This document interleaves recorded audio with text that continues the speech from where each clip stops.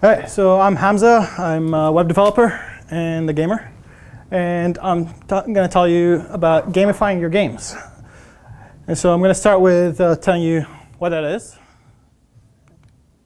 So this is what Wikipedia says. It says gamification is taking game thinking and game mechanics to things that are not games generally, and to help engage users in solving problems.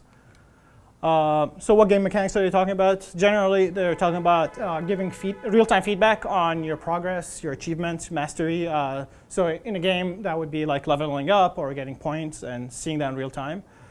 Giving users or players missions, objectives, and quests to do.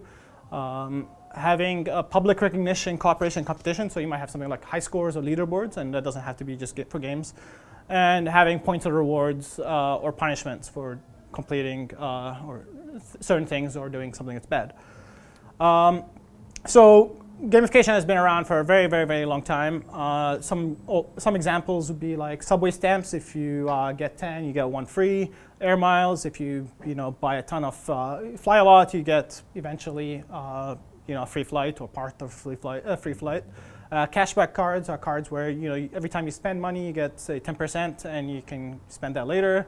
Boy Scout merit badges and military medals, those are kind of public recognition for your actions, and they're kind of like high scores in a strange sense.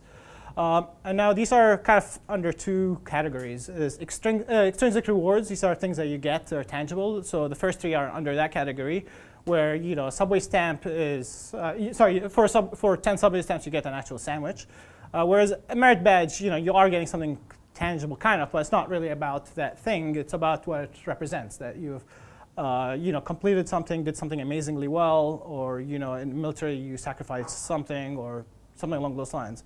One of the main important differences between the two is extrinsic rewards.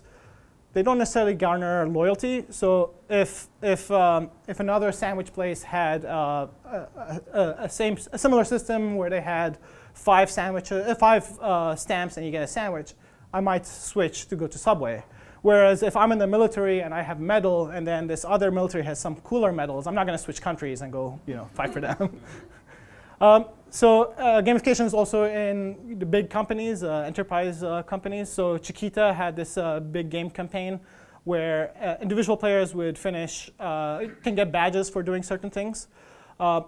So from a player perspective, you might think, oh, well, players are going to be selfish and just try to get as many badges as they can, and that'll be the end of it, and it won't spread. But in addition to that, they've added a mechanic where every 25,000 total badges between all the players, different prizes unlock. So it's to your advantage to get as many badges as you can, but it's also to your advantage to make the whole program more successful. And from this campaign, they got, I believe, 800,000 unique visits to the site during the campaign, as well as 5.6 million social impressions on social networks. This is Salesforce, which it's also been gamified. There's different gamification systems for it. There's one called Nitro, and there's other ones. But basically, it kind of makes the sales process sort of like a game and a competition, and it's extremely effective. There's tons of places you can go and read actual numbers for how successful these programs are, but I'm going to get back to games. So you're thinking, well, I'm already making a game, like it already has these things. What do you mean? So why you want to gamify something? So if you do it right, you can engage the players more, you can get them more involved. You can build loyalty, again, if you do it right. You can kind of sway people's behavior. You can encourage or discourage behaviors by rewarding or punishing. It's an excellent analytics tool, so you can have visible and invisible currencies. So you might have a tracker that every time someone, say, shares something on Facebook, you might give them social points, and they might not even see those, but they're really good for analytics, seeing how many points the average person has. You can even make social levels that are invisible, but it's a good way to kind of, in the big picture, make sense of things. And it also opens more paths to monetize, and I'm going to go quickly into some examples. So this is FTL. This is the game itself, and this is not what I'm talking about when I'm talking about gamification. So this is the game itself, where you are fighting to destroy ships, and you're exploring this randomly generated universe. this is part of the gamification. So this is your own best scores. It shows you your progress over many games. But this isn't actually part of the game. This is just to kind of reinforce your progress, reinforce your mastery. And as well as that, you unlock new content, and therefore you have more to play over time. And this just gets people to kind of replay it more and more. So if your objective is to get people to play more and more, something like this might work. StarCraft 2 did, Blizzard is a big fan of gamification. For StarCraft 2, they had this thing called bonus pool. And basically, this is a number that regenerated over time. If you haven't played for a while, do I have to stop, by the way? No, just try and wrap. Okay. And so what this, but it caps up at the maximum limit. So it's used for giving you points. But if you don't play every day, or actually, if you don't log in for over 3 days, basically you can't get the maximum number of points. So it basically encourages you to play at least once every 3 days. You don't have to, but you get more if you do.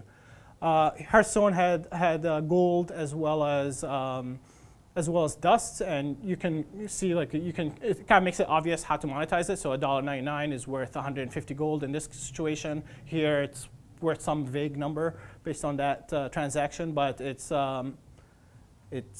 I'm gonna rush ahead, and there's also that. This is the Dota 2 tournament. It's the compendium, so they even gamified the tournament, and you can vote on your favorite teams, and all of that. You level up a separate thing from the game itself, and just gets the people more involved in your tournament. And yeah, so why shouldn't you gamify? One, it's a lot of work. So if you don't care about your game that much, don't do it. If your game is pretty small, it may not be worth it. But if you're working on a game for a few years, it's probably worth it to give your game the extra oomph. It's hard to do right, so it's something you have to work repeatedly and analyze and test with players.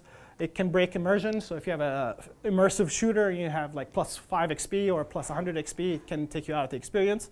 And it's also, you may have to, generally have to make it so that you cater to casual players, hardcore players alike, and do something for everyone. And yeah, that's it. Thanks for listening. And questions, 5 minutes.